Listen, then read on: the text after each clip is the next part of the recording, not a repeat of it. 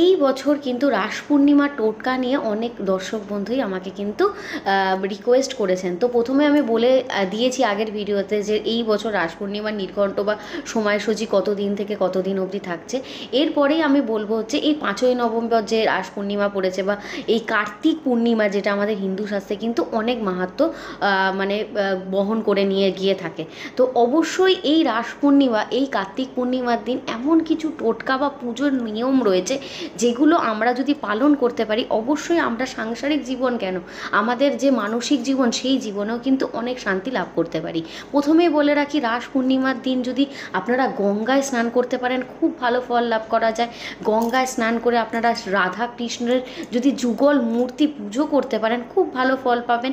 এছাড়াও রাধা কৃষ্ণকে সেদিন যদি পায়েস নিবেদন করতে পারেন, সেক্ষেত্রে বলা হয় রাধা কৃষ্ণ কিন্তু সব মনস্কামনা পূরণ করে থাকেন। এছাড়াও সেদিনকে আপনারা কিন্তু সন্ধেবেলায় যদি ঘিয়ের প্রদীপ জ্বালিয়ে শ্রীকৃষ্ণকে নিজের মনস্কামনা জানিয়ে নিবেদন করতে পারেন, সেই ক্ষেত্রেও কিন্তু জীবনের সব দুঃখ কষ্ট দূর হয়ে থাকে।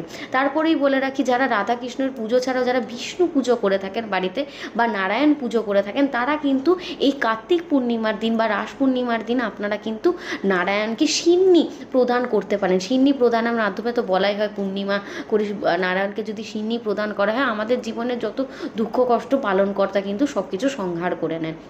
এছাড়াও আপনারা সেদিনকে কিন্তু বেল গাছের নিচে পুজো দিতে পারেন। বেল গাছের নিচে সেদিনকে যদি আপনারা ঘিয়ের প্রদীপ সন্ধ্যেবেলায় জ্বালাতে পারেন, এই ক্ষেত্রেও বলা হয় সব রকম বিপদ থেকে কিন্তু আমাদের উদ্ধার ঘটে।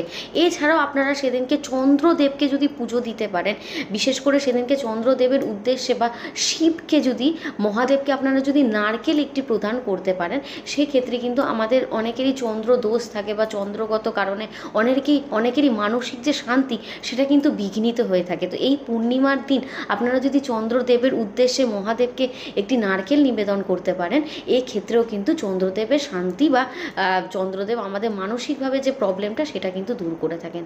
তো এই কাজগুলো করতে পারেন। সেদিনকে পারলে আপনারা গরিব দুস্থ ব্যক্তিদেরকে কিন্তু দান বলুন, খাদ্যদ্রব্য, এইগুলোও দান করতে পারেন।